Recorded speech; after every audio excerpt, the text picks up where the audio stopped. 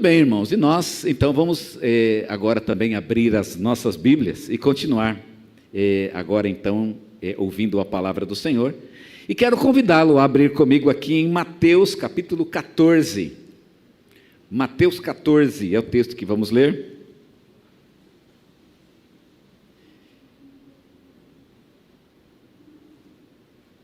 Mateus capítulo 14, deixa eu achar aqui.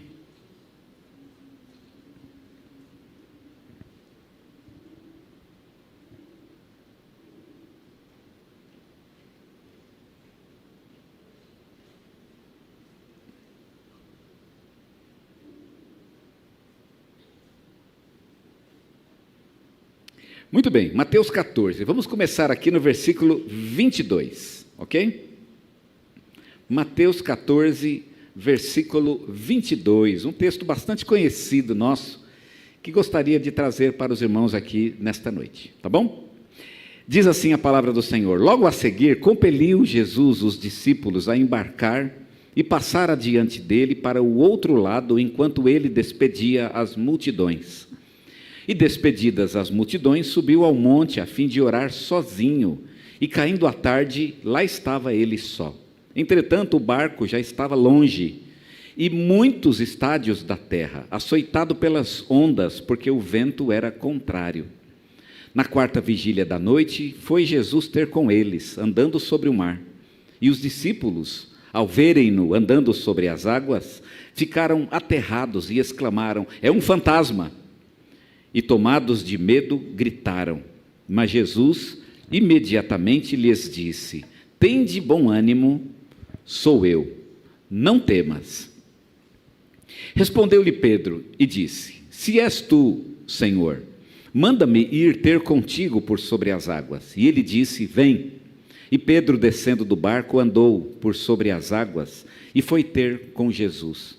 Reparando, porém, na força do vento, teve medo e, começando a submergir, gritou: salva-me, Senhor. E prontamente Jesus, estendendo a mão, tomou-o e lhe disse: homem de pequena fé, por que duvidaste?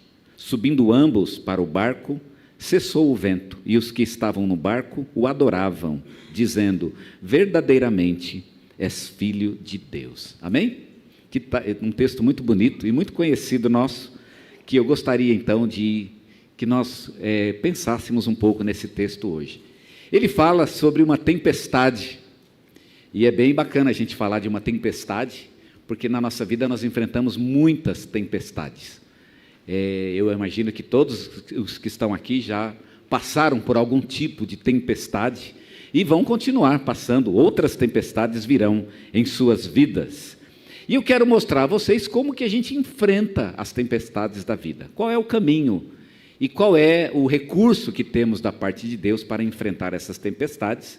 E o que a palavra vai nos mostrar, e o nosso texto nos mostra, é que o recurso para enfrentarmos as tempestades é a nossa fé. A nossa fé. O que temos, então, como uma arma, um recurso, um meio de enfrentarmos as nossas lutas, é a nossa fé em Deus. E você vai enfrentar bem a sua luta ou mal, dependendo do tamanho da sua fé, ou dependendo do quanto você deposita a sua fé em Jesus. A Bíblia nem gosta muito dessa história de tamanho de fé. Jesus, quando fala que a nossa fé pode ser do tamanho de um grão de mostarda, ele está tentando mostrar que a fé não precisa ser grande ou pequena. Não existe esse negócio de confiar muito ou confiar pouco. Você tem que confiar na pessoa certa. Se você confia na pessoa certa, na causa certa, no objetivo certo, então você está bem encaminhado. Talvez seja por isso que Pedro afundou naquele dia. Aqui nós temos uma história bem famosa, onde Pedro afunda nas ondas. E por que foi que Pedro afundou? Por que foi que Pedro afundou? Não é muito fácil responder essa pergunta, mas também não é tão difícil assim, né? Um dos motivos que certamente levou Pedro a afundar foi a própria personalidade dele. O que levou Pedro a afundar foi, de certa forma, ele mesmo. A personalidade de Pedro, o jeito de Pedro ser, eu acho que isso meio que atrapalhava ele.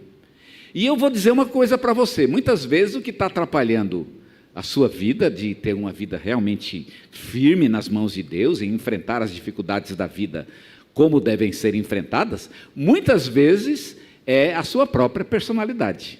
Isso pode atrapalhar mesmo a nossa vida. O jeito, né? Isso atrapalha em muitos sentidos. Isso pode estar atrapalhando em outras coisas, o seu casamento, o seu emprego, a sua relação com o teu patrão, né? Os seus estudos. Muitas vezes a maneira como a gente atrapalha a nossa vida e também pode atrapalhar a nossa vida com Deus. A gente tem que estar muito atento para nossas próprias fraquezas e debilidades pessoais. E não pode dar muita asa para aquilo que a gente é mesmo. Principalmente se a gente percebe que tem um problema sério, um comportamento compulsivo, uma espécie de jeito padrão de reagir a todas as dificuldades da vida. E quando a gente tem esse comportamento padrão, isso se torna meio perigoso. Por quê? Porque acaba virando um desafio no nosso relacionamento com Deus, quando enfrentamos então as dificuldades da vida. E como é que a nossa própria personalidade, como foi o caso de Pedro, pode ser um desafio para a nossa comunhão com Deus? Por exemplo, alguns são cuidadosos e criteriosos demais. É muito difícil ter um relacionamento com Deus se você é do tipo cuidadoso demais, né? Criterioso demais, perfeccionista demais. Hoje pela manhã, na escola dominical, a gente estava estudando o período dos juízes, que é um desafio hermenêutico enorme, para entender, não é, o que aconteceu com o povo ali. A história dos juízes é uma história muito triste, é uma história de fracasso, E como Deus trouxe aquele povo do Egito, a gente se pergunta, e o texto, né, leva a gente a se perguntar qual é a solução para aquele povo. A solução não seria um rei, um poder centralizado? E aí a gente vê, né, no livro de Juízes, como aquilo foi difícil, como é um momento difícil de ser compreendido. Existem muitos momentos difíceis de ser compreendidos em nossa vida. E se você é do tipo criterioso demais e perfeccionista demais, você não vai aceitar um momento em que você erra, em que você tem dúvida, um momento em que você vai fazer uma coisa que é contra seus próprios princípios. A vida desaba. E aí essas pessoas entram em uma depressão profunda, entram realmente numa agonia profunda e perdem a fé em Deus muitas vezes. E é difícil, porque você perde a fé em Deus, porque você mesmo não se acha digno de ter essa fé. Eu não acredito que a minha fé em Deus vai funcionar, simplesmente porque a minha fé não é perfeita. E aí então, esse negócio de Deus não é comigo. E na verdade, como a gente aprendeu hoje pela manhã, a gente precisa ver a obra de Deus como um todo em nossa vida. A gente não pode depositar todo o peso da nossa culpa, da nossa tristeza, ou mesmo da nossa alegria, num único momento em nossa vida. Deus tem muito mais a fazer em nossa vida do que aquilo que Ele está fazendo naquele momento específico. Ele já fez muito mais e ainda há de fazer mais ainda. Alguns, por exemplo, são muito ousados e atrevidos. Tem muita gente que é empreendedor, isso é um negócio muito bacana, mas na obra de Deus, às vezes, também tem um momento de ter paciência, de ter calma, tem um momento de não fazer nada. O Harry Blackaby, não é? Ele viveu uma experiência muito interessante, o que escreveu um livro chamado Conhecendo Deus e Fazendo Sua Vontade. Ele viveu uma experiência de fracasso ministerial. Antes de viver, é claro, uma experiência que teve muito sucesso, a sua igreja, uma igreja que fica lá no Canadá, ela fundou 6 igrejas num período de 2 anos, e isso nunca tinha acontecido na história do cristianismo no Canadá. 6 igrejas num período de 2 anos, e todas elas tinham um pastor, e todas elas tinham um terreno comprado.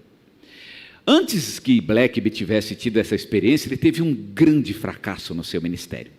Mas um fracasso realmente estrondoso. Ele diz que depois de um tempo, onde ele tentou fundar uma igreja, ele teve que morar com os pais porque ele estava totalmente quebrado financeiramente, e tudo que ele tinha na vida se resumia ao que ele conseguia colocar dentro do carro. E coloque a família dele primeiro, e o que sobra de espaço era tudo que ele tinha na vida depois da primeira tentativa dele na obra de Deus. Mas esse mesmo homem se levantou, e aquilo que Deus parece que não tinha feito na primeira vez, fez na segunda. Eu não posso julgar Deus por aquilo que está acontecendo naquele momento específico, porque Deus tem ainda muito mais a fazer na minha vida do que o que aconteceu naquele momento. Mas quando você é ousado demais, Você tem dificuldade para entender isso, né? Porque você está sempre um pé na frente. E às vezes é bom ter um pé na frente, mas cuidado para você não ter um pé na frente de Deus, porque se Deus está andando devagar, você deve andar devagar também. Alguns são explosivos, né? E quer tudo na hora, e são mais nervosos. Alguns são mais letárgicos e demora mais para reagir. Vocês percebem como as personalidades são diferentes? Alguns são conservadores, outros são mais inovadores. Uns são batistões, é uma bênção, né? Eu sou um batista, não sei se eu sou um batistão, mas sou um batista, eu acredito com tudo que tenho direito, não é? Mas o fato é que alguns são muito batistas demais, outros são batistas de menos, e muitas vezes isso é um problema, e é uma questão que envolve a própria personalidade da pessoa. Não é que isso é melhor ou pior, é o jeito como a pessoa se identifica, como ele se posiciona diante da vida. Essas questões da personalidade, elas influenciam a maneira como nós compreendemos Deus e como nós vivemos com Deus, e a gente tem que estar alerta para essas coisas. Qual é o caso específico de Pedro? Qual era a dificuldade dele? Pedro era instável. Pedro era um homem instável. Ele era o tipo daquele homem que fala uma coisa e depois ele esqueceu que ele falou aquilo. Já viu pessoas que fazem essas promessas? Eu vou lá. Mas ele não vai, né? Não, agora vai, e não vai. É aquele homem lá que a mulher já... Sabe aquele que a mulher fala assim? Eu já escutei essa história 1000 vezes. Ele fala muito, mas ele faz pouco. Não é isso? Esse era o caso de Pedro. Pedro, ele falava muito rápido. Ele fazia propósito muito rápido. E quando ele estava bem naquele momento sabe aquele momento do avivamento, aquele culto maravilhoso, e aí naquele momento do culto, Pedro, fazia aquele monte de propósito, mas nada daquilo vingava, nada daquilo funcionava. Pois muito bem, esse era Pedro. Pedro era um homem instável. Quando Jesus foi preso, um pouquinho antes de Jesus ser preso, ele tinha dito para Jesus: ainda que todos desertem, eu nunca te abandonarei, nunca vou te deixar. É até bonito, não é? Senhor, eu nunca, mesmo que os outros abandonar, eu não abandono. Isso disse o homem que negou Jesus 3 vezes. Quando a coisa apertou, ele não conseguia manter a sua palavra. Ele era impulsivo demais. E é uma dificuldade de Pedro. Mas aquilo lá depois... Na hora que Jesus foi preso, ele teve uma chance de voltar. É verdade, ele teve. Mas no mar ele quase morreu. Essa instabilidade de Pedro. Então ele viu Jesus e ele falou: não, peraí, eu vou. Senhor, me manda ir ter contigo. E vai. Então naquele momento parecia uma boa ideia. Mas ele tem que lembrar que agora tem um caminho até Jesus. E aí no meio do caminho ele: será que eu não falei rápido demais? Será que não tomei um propósito rápido demais? Será que eu vou conseguir manter aquilo que disse que faria? E aí Pedro então ele vai perceber que ele precisa confiar em Jesus. Pedro é instável. Quando Jesus pega na sua mão, ele está querendo dizer para Pedro que Pedro ele precisa depender de Jesus. Jesus acima de todas as coisas. As lições desse texto para a nossa vida, e eu quero pensar um pouquinho sobre essa ideia de Pedro, o Pedro instável, afundar nas ondas, e na frase que Jesus diz para Pedro. Ele diz: homem de pouca fé, por que duvidaste? Se você perguntasse para Jesus: o que deu errado, Jesus? Acho que Jesus ia responder isso: ele é um homem de pouca fé, ele duvidou. No momento ele achou que dava para confiar. Dá para confiar. Já viu quando você acha que dá para fazer o negócio e você descobre que não dá para fazer? Uma vez eu lembro, a minha esposa, eu estava com ela no Pico do Jaraguá. Ela vai lembrar dessa cena. Aí, hoje em dia, o Pico do Jaraguá é uma caminhada muito segura. Não é verdade? Você sobe lá, quem já foi... É um passeio muito legal que eu recomendo para vocês. É uma caminhada de 4 quilômetros de subida, no maior, na parte mais alta da região da Grande São Paulo. Mas vale muito a pena, porque é muito agradável, e lá em cima a vista é impressionante. Você avista 7 cidades lá de cima. E no tempo que eu subi, eu era jovem, junto com a juventude da igreja, não tinha o que tem hoje, todo aquele recurso. E minha esposa: vamos lá, Diné? Eu não, eu sei que ela tem medo de altura. E ela foi, e para voltar depois, Para ir ela foi bem, Quem foi no Pico do Jaraguá na sua juventude sabe que naquele tempo era muito difícil, né? Era um caminho realmente, você tinha que subir de 4 em alguns lugares, ou descer de 4 em alguns deles, porque realmente não tinha todo o aparato turístico que tem hoje. E ela travou no meio do caminho, achou que dava, mas descobriu tarde demais que ela não tinha condições de fazer aquela jornada, né? Então ela deu muito trabalho para todo mundo, principalmente para mim, que era o namorado dela naquele tempo, né? A gente ainda estava namorando, e eu, como todo bom namorado, então dei todo o apoio que ela precisava naquele momento, né? Mas realmente foi um desafio maior do que a fé que ela tinha permitia a ela. A gente na vida faz isso também. Você olha, a montanha é grande, o mar é tempestuoso, mas eu vou conseguir. E você vai descobrir no meio do caminho que você não vai conseguir. Meu Deus, eu não vou conseguir. Já pensou no meio do Pico do Jaraguá, você descobrir que você não vai conseguir? Ela sentou e começou a chorar literalmente. Eu não vou conseguir. Irmão, quando isso acontece na vida da gente, realmente é algo muito forte. É algo muito poderoso. Você entrar num projeto e você descobrir, meu Deus, eu não vou conseguir. Mas agora você está no meio do caminho. E agora vamos fazer o quê? E eu quero mostrar que para esses momentos, Jesus está conosco. Ainda bem que Ele está conosco. Oh, meu Deus. Se não fosse Jesus, não é? Nós estaremos perdidos neste momento. O que foi que aconteceu com Pedro? Primeira coisa que certamente aconteceu com Pedro e acontece conosco. Nós duvidamos, primeiramente, porque a gente produz a dúvida. É você que produziu sua própria dúvida. Porque foi bem até um ponto. Pedro não estava indo bem. Ele caminhou um certo tempo. Ele andou. Então por que não foi até o fim? Já viu uma pessoa na corda bamba? Você vai andar numa corda bamba. Eu fico meio bambo de ver aquele pessoal andando na corda bamba, né? Aquele, né? O sujeito lá da corda bamba. Tem um nome engraçado que eu decorei para falar hoje e eu esqueci esse nome. Mas enfim, é o nome da pessoa que anda na corda bamba. O fato é que você anda na corda bamba e tem um lugar onde você não deve descobrir que você não está pronto para aquilo. É bem no meio. Porque quando você chega no meio, você vai ter que ir até o fim. Por que Pedro duvidou? No meio. Ele podia ter duvidado antes. Mas ele duvida exatamente no meio. Ora, Pedro, como é que você chegou até o meio? Por que você não usa do meio para o fim o mesmo princípio, o mesmo sentimento, os mesmos valores, as mesmas diretrizes que orientaram você do início para o meio? É só continuar daquele jeito. Por que você não continua desse jeito? Sabe por quê? Porque Pedro, ele cria suas próprias dúvidas. Sabe de uma coisa? Eu estou achando que não vai dar certo. Mas como não vai? Não deu certo até agora? A gente precisa colocar isso na mente quando enfrenta as dificuldades dessa vida. Não deu certo até agora, então eu tenho que continuar firme. Vou usar os princípios que me trouxeram até aqui para que eles me guiem até o final dessa jornada. Mas a gente cria a própria dúvida, a gente inventa uma dúvida.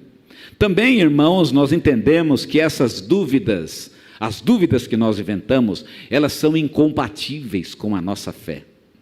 As dúvidas que colocamos em nossa mente e que surgem em nosso caminho, elas não têm ligação com o nosso relacionamento com Jesus, porque Jesus quer que nós caminhemos confiantes com Ele. E essas dúvidas, elas enfraquecem a nossa fé em Jesus. Então eu quero exortar vocês nesta noite a criar um antídoto contra as dúvidas. Já que as dúvidas são o nosso principal problema, e são elas que atrapalham a nossa vida, eu quero hoje dar a receita para você acabar com as suas dúvidas. E como é que você faz para acabar com essas dúvidas? Você precisa fortalecer a sua fé. E como é que você vai fortalecer a sua fé? Pois muito bem, é isso que eu quero falar. O que é que precisamos fazer para fortalecer a nossa fé? Primeira coisa que nós precisamos fazer, irmãos, nós precisamos basear a nossa fé no conhecimento que nós temos de Jesus e do poder de Jesus. Você conhece Jesus? Então confia no que você conhece. Você pode esperar algumas coisas de Jesus. Tem coisa que você não pode esperar, não é? Mas tem coisa que você pode esperar. Por exemplo, quando eu era jovem, andava sem carta. Aí eu via lá um policial, não é isso? Eu vou esperar que Jesus me proteja. Se eu conheço bem Jesus, Ele não vai me proteger. Não sei se vocês têm essa mesma visão, mas eu sabia que eu não devia fazer esse tipo de oração. Senhor, me proteja.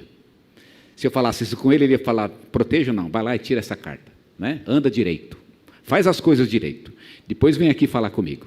Depois vem pedir proteção. Tem algumas coisas, irmãos, que Jesus simplesmente não faz. Não é dele. Não é típico dele. Não está no senso de valor de Deus. Não faz parte daquela orquestra de atitudes que um Deus tomaria. Ele não faria isso. E se você conhece bem Jesus, você sabe o que ele faria e o que ele não faria. Então eu preciso basear a minha fé naquilo que Deus faria. O que Jesus faria? Ele faria isso? Então eu baseio a minha fé nele. Eu acho bonito quando alguém fala, uma vez aliás, né? Eu estava numa reunião, numa conversa, e alguém falou de alguém. Mas aquele irmão fez tal coisa. E alguém disse, ele não fez não, isso é mentira. Eu conheço ele. Não sei nem se ele fez, não é? Olha a minha dúvida aqui, não é verdade? Mas olha que interessante, aquele irmão conhecia. Pode ser que eu não conheça, mas eu conheço. Eu sei o que esperar dele. Ele não fez isso. Ele não faria isso. E por que você pode dizer? Você pode dizer isso baseado naquilo que você conhece de uma pessoa. O pastor estava fazendo. Não, eu conheço o pastor. Gente, ele pode fazer outras coisas, mas isso eu sei que ele não faz. Não é dele. Se você conhece Jesus, você sabe o que Jesus faria e você pode basear sua fé nisso. Senhor, o Senhor Jesus faz isso. Ele fez na palavra. Deus faz isso, Ele fez. Ele já agiu assim. Então eu não sou a primeira pessoa que está pedindo.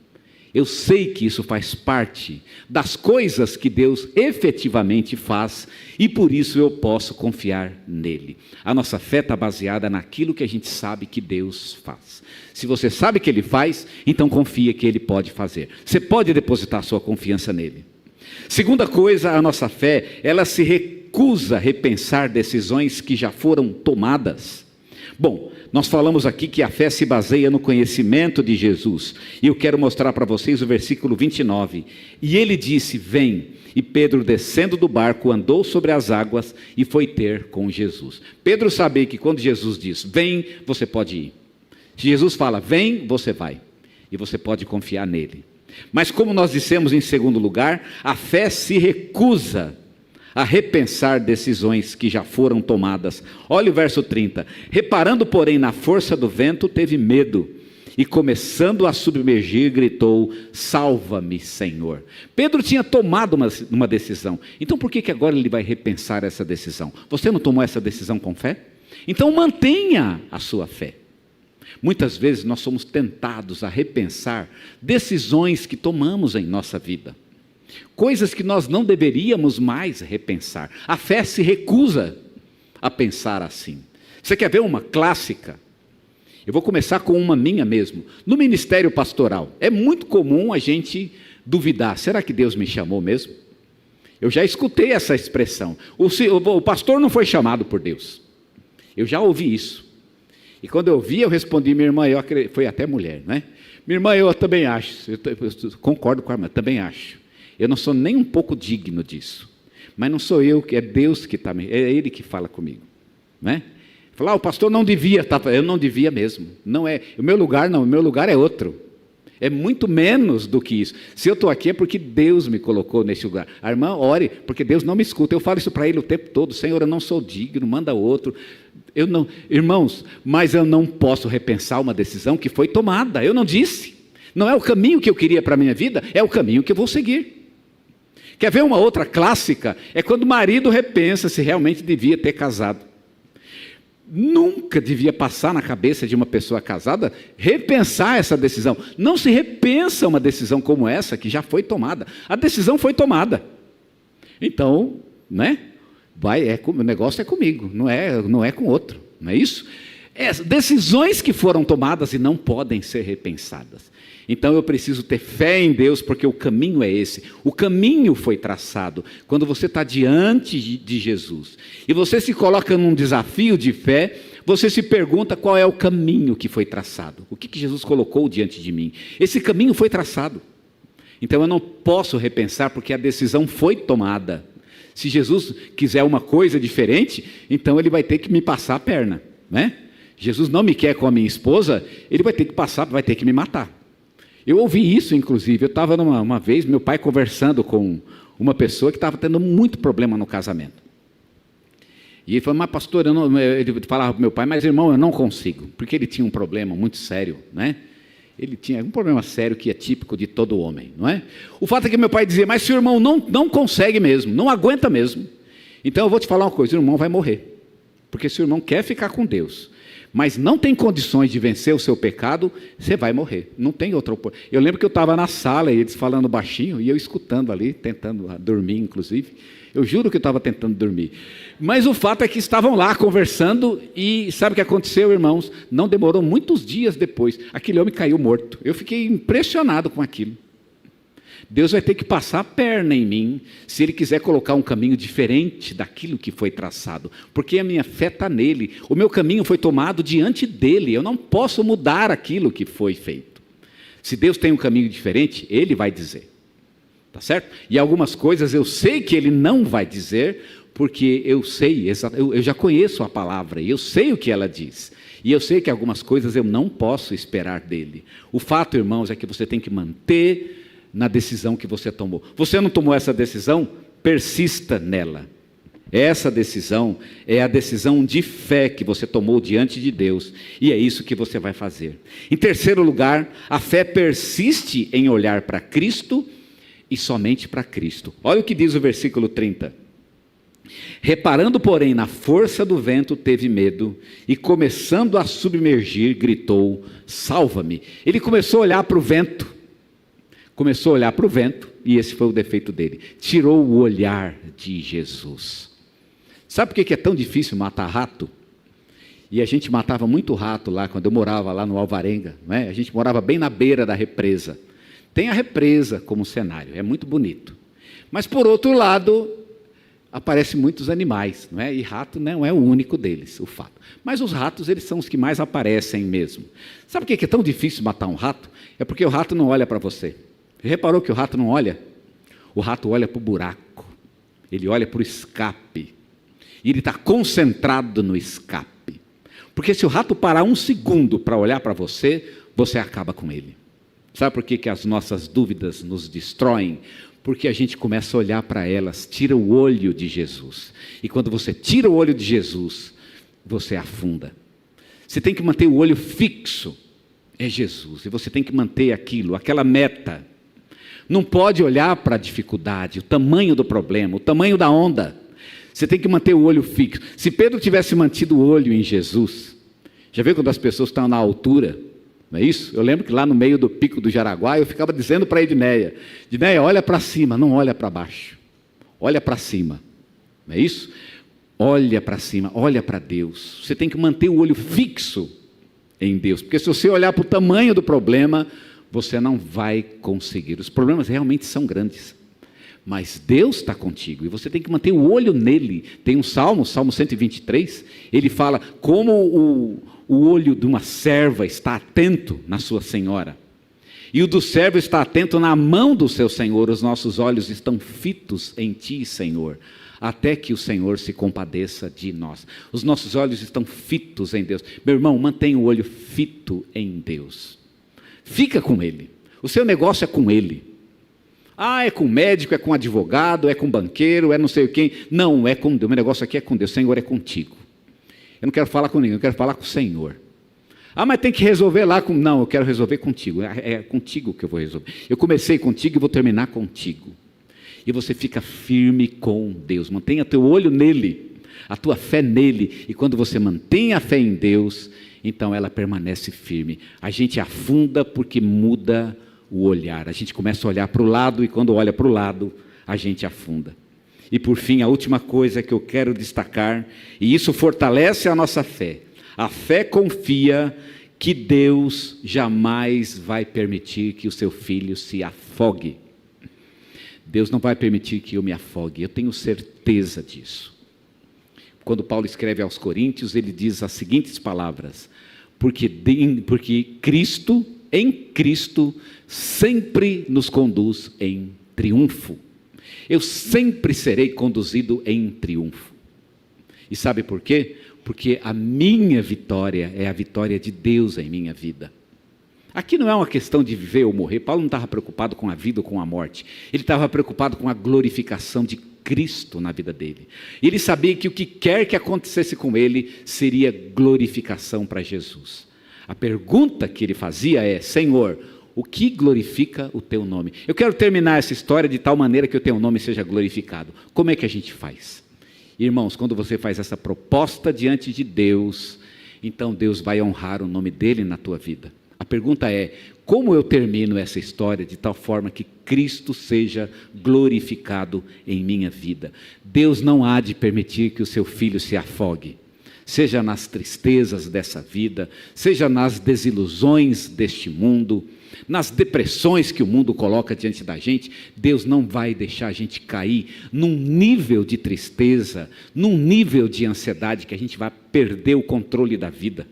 Porque o nosso controle não está na nossa mão, ele está na mão de Deus. E eu posso confiar nele. Não sei quanto tempo dura o problema, mas o controle está na mão de Deus. Uma das expressões que eu gosto lá no Apocalipse é na igreja de Esmirna, onde Deus diz para a igreja, o Espírito diz para a igreja de Esmirna: vocês vão ter uma tribulação de 10 dias. E irmãos, quando eu li aquele texto, eu fiquei muito tempo pesquisando por que 10 dias. Né? O que é 10? Aí eu fui na Bíblia. Onde é que tem 10? Porque quando a gente tem uma dúvida, você vai num texto paralelo. E descobri que na Bíblia não tinha esse negócio de 10 dias. O que é 10 dias? Né? O que significa? Qual é a simbologia dos 10 dias? E eu vi que não tinha 10 dias, eu falei: bom, vamos ver o 10. O que é o 10 na Bíblia? E estava difícil achar. E eu fui procurando, e depois de uns dias pesquisando, o Espírito Santo tocou no meu coração: mas rapaz, mas para de ser tonto. O que é 10 dias? Vai ter uma tribulação. O que significa isso? Que vai durar 10 dias. Acabou. Então agora eu entendi. Ele está me dizendo que vai durar 10 dias. E sabe por que ele está dizendo que vai durar 10 dias? Porque ele sabe a hora que começa e sabe a hora que termina. Eliseu, vai durar 10 dias. É eu que estou no controle. Eu digo quando começo e eu digo quando termina. E vai durar exatamente 10 dias. Aguenta aí. 10 dias. Espera. E você vai ver a vitória. Sabe o que isso significa? Significa que Deus tem o controle de todas as coisas e que eu posso confiar nele. Então eu confio que Deus não vai permitir que eu me afogue. Lá em Apocalipse, Deus diz para Esmirna: a tribulação dura 10 dias, mas ser fiel até a morte, e vocês vão ganhar a coroa da vida. Confiem em mim. Deus não há de permitir que nós nos afoguemos.